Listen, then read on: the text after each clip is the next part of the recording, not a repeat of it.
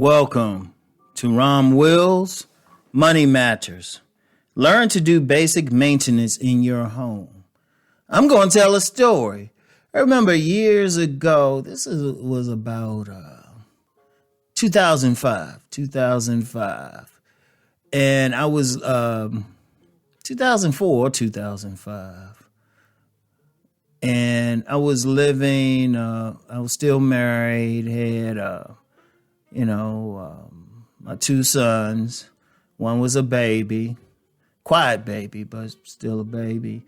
My mother and sister. And we were renting this house in Temple Hills, Maryland. Now, it was an older house.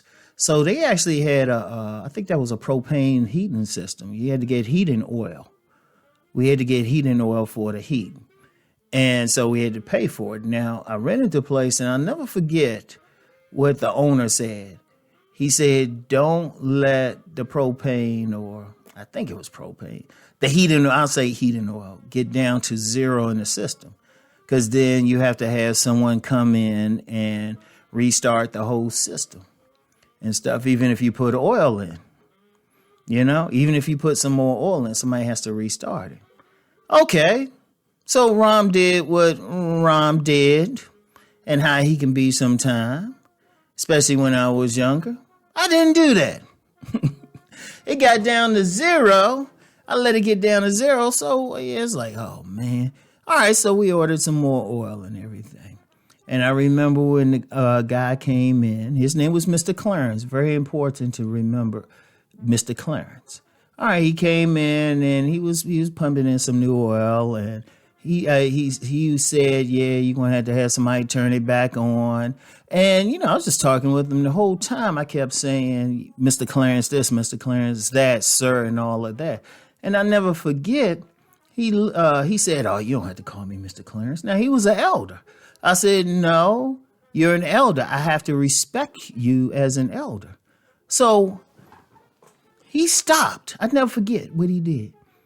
Because the thing is, he told me I had to bring somebody else in, pay something. And at the time, it was like $60.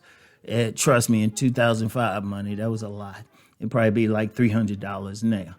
And he said, yeah, you got to bring somebody else in. And, it came down to me. He said, him saying, I don't have to call him Mr. Clarence. I told him, I got to call you as an elder. He stopped and looked at me for about 20 seconds. Then he said, oh, you know what? Let me go see what I can do. So he went downstairs. He turned everything back on. Okay, good to go. Wished him a happy day. The whole time he was doing it, I was sitting in there just watching everything he was doing, just being quiet. I didn't ask him anything. I just watched him and stuff. Okay, he left. Had to turn it back on 3 more times while I was living there. We usually kept the thing full. And, it was pretty good. We had to really use it in the summer. Each time I did what I had to do. I was the one who fixed it, because there was one time we ordered some oil and it took them a week to get it to us. So I had to do some stuff, get some, I think it was propane, and I had to put it in myself just to keep it basic. But I learned how to restart it myself.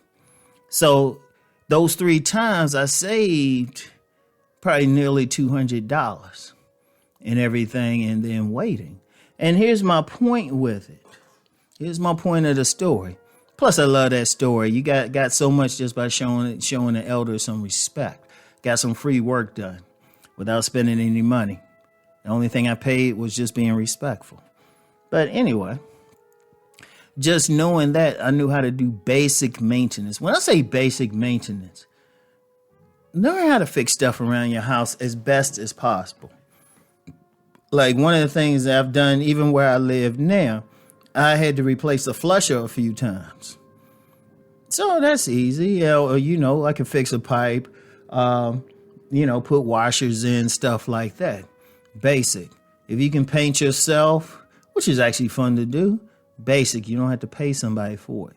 You can cut your own grass very well.